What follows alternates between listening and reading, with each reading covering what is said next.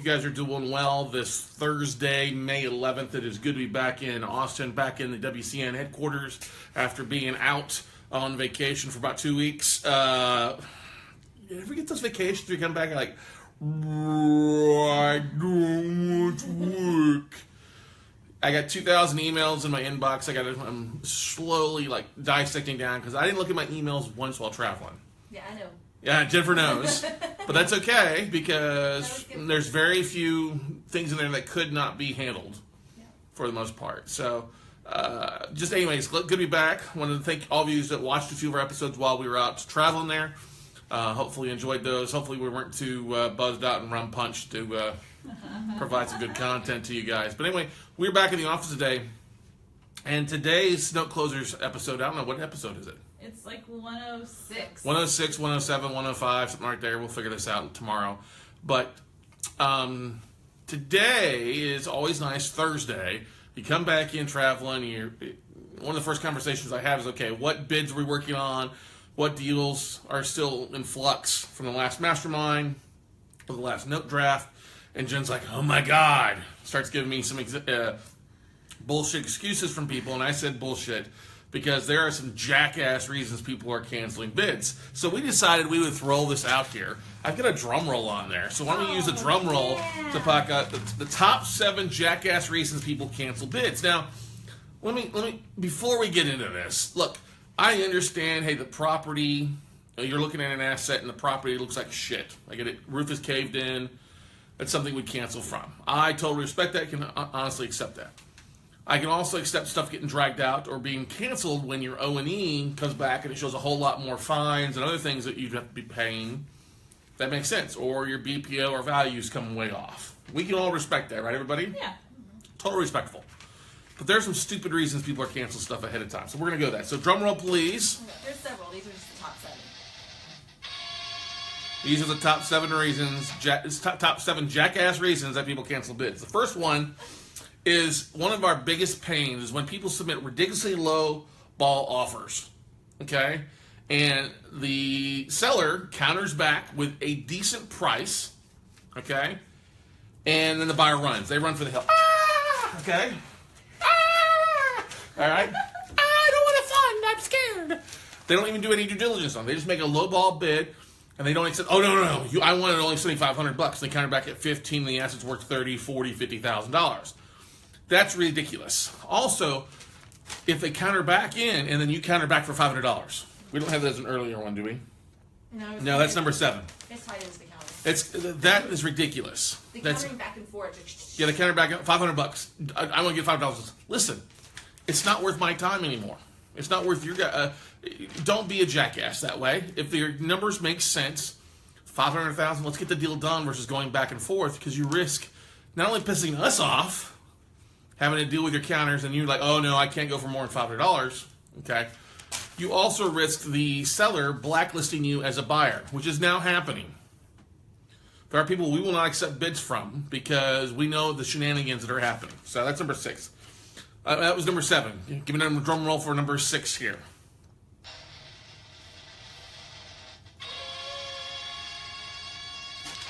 Not responding. What's really aggravating is when people call us on a daily basis, or they call somebody the same person in my office. Really? They sit 12 feet from each other. They don't think you're going to know that you're calling and bothering this different person every day. But then when we do have an update for you, you don't respond to an email, a phone call, a text message, a freaking smoke screen.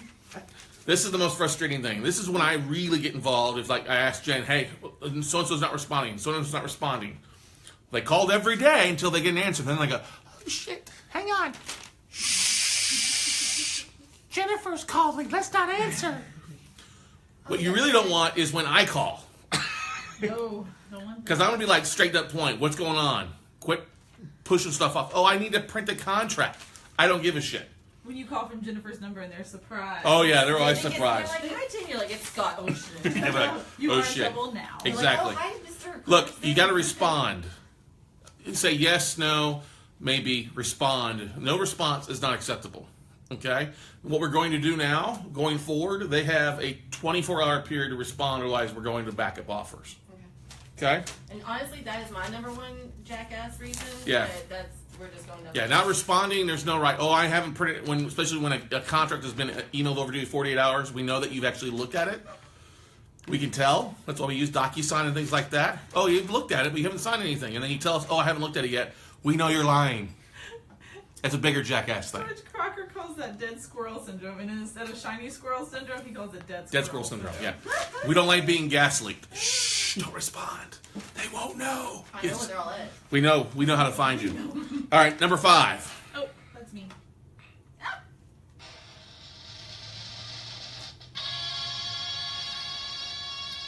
Number 5 reason, people, is this is the most frustrating thing. When we tell them, hey, you've got 2 weeks for due diligence or a week for due diligence, and it comes around to sending them a contract, they're like, oh, I haven't pulled BPOs or O&Es yet.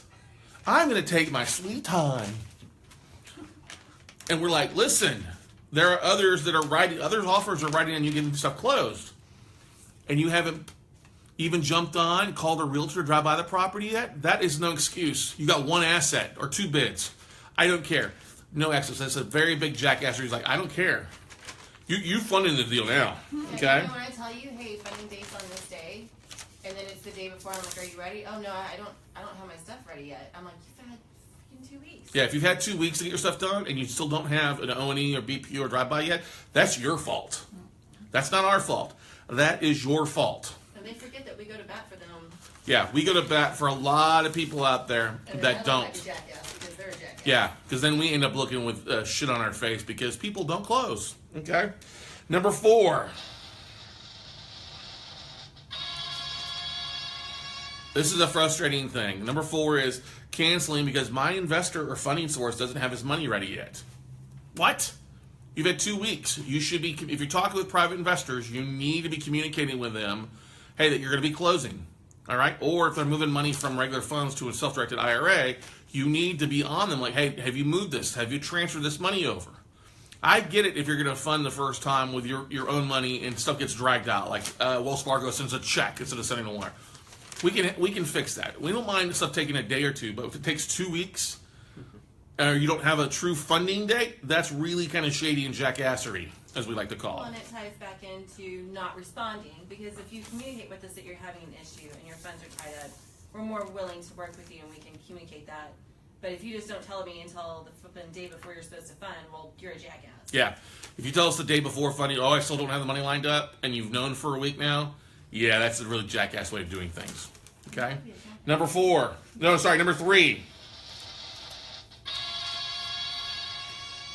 This is usually the first time when I hear this from somebody, I just go ahead and cancel the bids. Because if somebody says, oh, I need to see the hard files instead of soft collateral files, we're like, listen, you're not going to do this. Okay? Another thing is when somebody says, well, I need to change the loan sale agreement up to be this, this, and this. We've had that happen before. Like, oh, yeah, no, that's not going to happen. We're not going to change the loan sale agreement up for it to be a hard file and for the files to be shipped to you beforehand. Homie, don't play that. Okay? That's how you get kicked out of drafts and blacklisted. Number 2.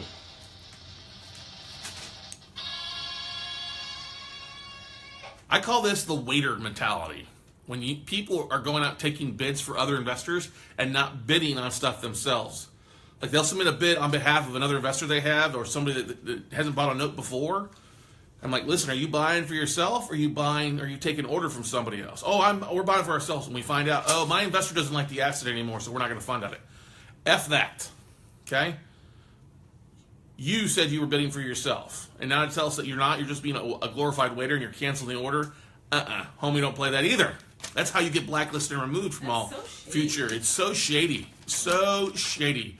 Because we're putting bids in, and we're trying to help those that are actually doing the right things, and we have to deal with idiots who submit 1 offering in, or 2 offers in, or 5 offers in, like, oh no, my investor doesn't like the deals anymore. Why? Because you probably didn't send the information 2 weeks ago, or you didn't do the due diligence yourself that you should have? Yeah, no. We ain't going to play that. My favorite is when they submit like 12 bids. Oh, yeah. And they back out of all 12. Yeah, 12 bids, and then you back out of all 12. Exactly. Number 1 reason...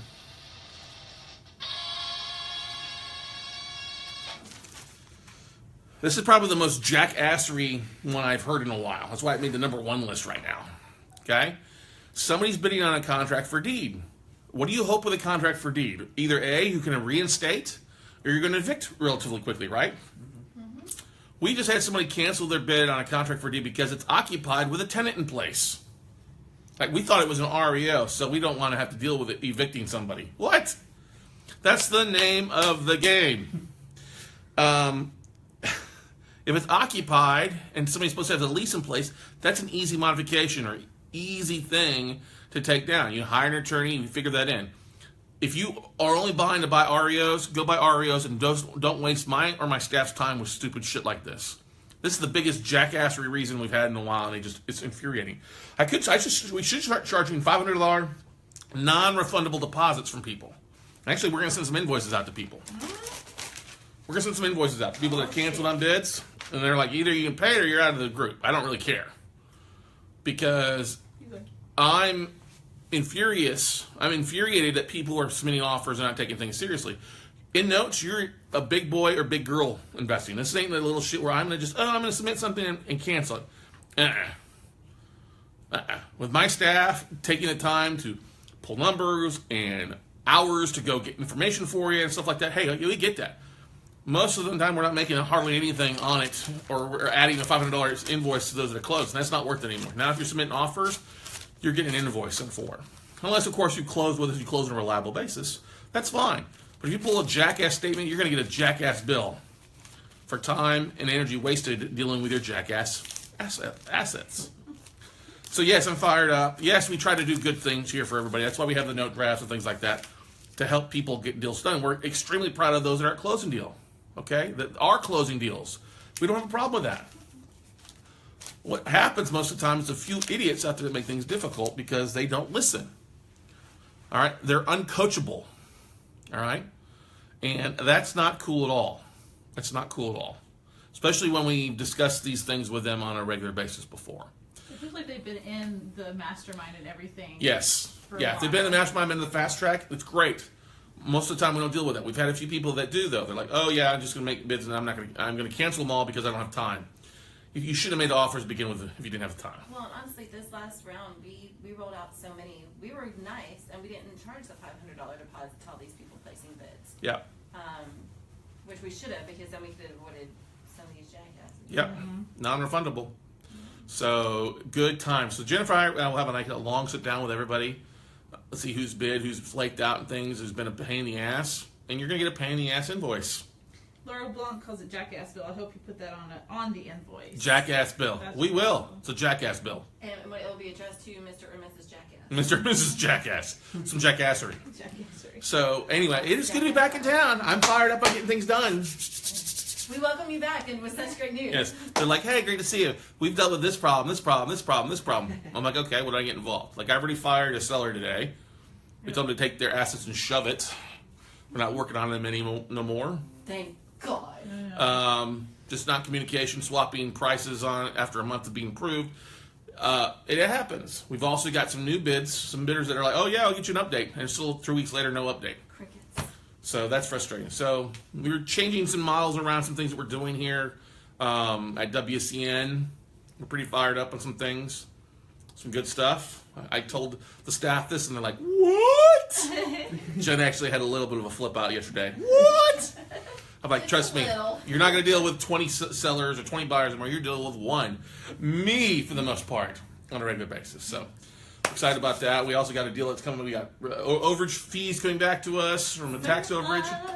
We got a short sale approved, or we're approving a short sale on an asset. Mm-hmm. We got another one we're signing off today that's selling. We got another property we foreclosed on, is ready to close here relatively the next week or so. We put some rehab money into. So it's been very productive out there. While you were enjoying your... While I was being productive, not doing much of anything except getting water in my ear. You're out there floating in the water, and don't think we weren't looking. He's out there floating in the ocean, rum punching, and we're over here rum punching. Hey, I brought you back a bottle of rum. Each a bottle of rum. So anyway, what other reasons have you guys heard? I mean, don't get me wrong. I understand funders walking at the last minute. That's a different story than an investor saying, "Oh, my investor doesn't like the asset anymore." Okay. Usually, what happens is when somebody who says they want to invest hasn't followed through with getting an investor questionnaire, proof of funds from their investor, or getting them to literally say, hey, here's where we're going. Have them sign a JV agreement. Okay? People think they're good and they're afraid to ask the question. Well, not asking an extra second or third question results in people walking to the last minute. Everybody walks. At some point, you're going to have an investor walk. It happens to me all the time. People walk at the last minute. People flake. They just do that. Flaker's gonna flake. Flaker's gonna flake. Okay? But you know not to work with those people anymore. Once somebody flakes on you once, they're going to do it again. So we have a very no flake zone. Call us heads and shoulders above. Okay? We had an investor, I'll give you the truth. I had an investor who was going to fund $100,000 on several deals. We were going back and forth. I was letting him tweak up the JV agreement in a couple of ways. I was fine with him revising it and putting his wording and stuff like that. And so we get around to it. I know, hey, we're going to fund this Friday. Well, Thursday, I'm like, hey, have you signed the JV agreement? Because, well, I found a deal that I couldn't resist. I'm like, are you effing kidding me?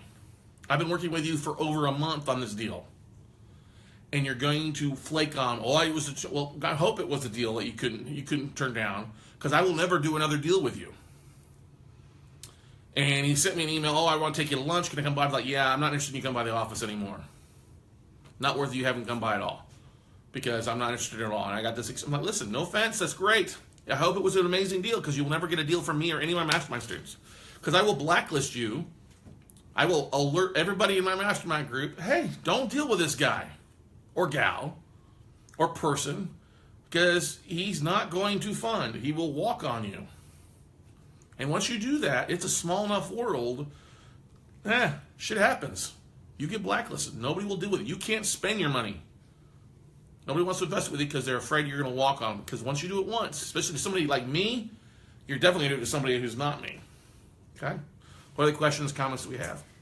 George Crocker, a lot of flakes put together make a pretty big snowball that rolls downhill to a disaster. Yeah, exactly. Thanks, George.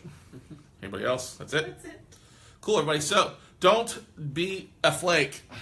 If you have issues, reach out. If you have a question, communicate. We're pretty understanding people. We are very Yeah, I understanding. think if they would just communicate with it. I mean, some of these we may be able to help with, or we may even be able to partner up with, or have someone partner up with. That's correct. But if we don't know, and if you're not communicating, and you just want to sit there and basically pass the buck, then we're If you're not being honest, I mean, if you're going to make bids and stuff and then not follow up with them, don't waste. If you don't have the time to follow up and do the due diligence, I understand stuff drags on a week or two, sometimes a month. It depends on the sellers. We get that. I have bids, offers on these guys as well. There's nothing more frustrating than firing a seller because they don't provide timely action, timely information. They don't respond to our requests on a regular basis. There are a lot of flakes out there. There are a lot of flakes. Fortunately, most people that we deal with aren't flakes. It's just a few that are that make it rough for everybody else. Any other questions, comments? No flakes, no jackassery. Got it, Laura Blanc. Thank you, Laura. You're not a flake, Laura. Honestly, we love you all. Thank you. We do love everybody, but some people need a little tough love. Exactly. So, anyway, guys, we are back here in Austin. We won't be having a No Closer show tomorrow because we have a fast track training kicking off tomorrow, Saturday and Sunday here. And it's the last day for $97 on No Camp 4.0. Oh, today? Yes. No. Yes. Oh, that's correct. The price does go up to $149. Mm-hmm. Thank you, Nicole. I need to go look back because we had a few people order that over the week. Last chance to get signed up at the extra early bird pricing of $97 for Note Camp 4.0. That's a crazy deal. You can go to notecamp.live to get signed up for that. We have a couple of new surprises on keynote speakers for the 4.0 version. I've been talking to some people. It won't be anybody you've had on there before. There's a keynote, so it won't be Gregory, it won't be Patrick Precourt, it won't be Jason Cisneros. We're spicing it up a little We are going to spice it up a little bit. Oh my God. So pretty excited about it. So anyway, we hope you have a wonderful Thursday. And we look forward to seeing you guys next week. Big thing is you also are interested, Laughlin Associates is having their big event out in San Diego next Friday and Saturday. I think they're going to live stream it. So we're going to be sending an email out probably with the live stream, how you can get signed up to catch the live stream for Aaron Young and Associates in their San Diego wealth management event, which I'm speaking at. Yeah, you'll be there. I'll be speaking there and actually help them with the live stream.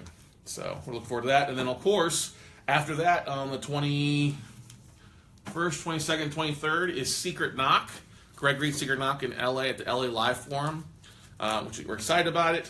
and then we come back to Austin for like an hour, And then you go back on and vacation. we go to Houston to catch U2, and then I'm working for a day, and then I'm on vacation again for another week.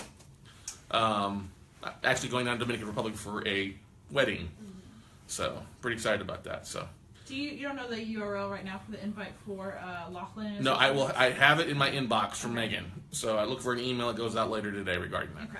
All right. I think somebody. I don't know if they're on already, but If not, what we'll do is we'll post it on here in just a minute. I'll find it from Megan here real fast. okay. So, all right, everybody. Hopefully you have a great Thursday. Go make something happen. It's basically we're literally almost halfway through May already. Come Monday is going to be overrated at the halfway point. Go make some stuff happen. The year's almost halfway done. If you're not closer to your goals than you were 6 months ago, do something different. Do something outside your comfort level. That's the only way you grow as an individual, is to get outside your comfort level to make things happen. And you often find that once you do breach your comfort level, it's not nearly as bad or even close to as bad as you thought it would be. All right? So go do something amazing, go do something big, make it happen, and we'll see you all at the top. Bye, everybody.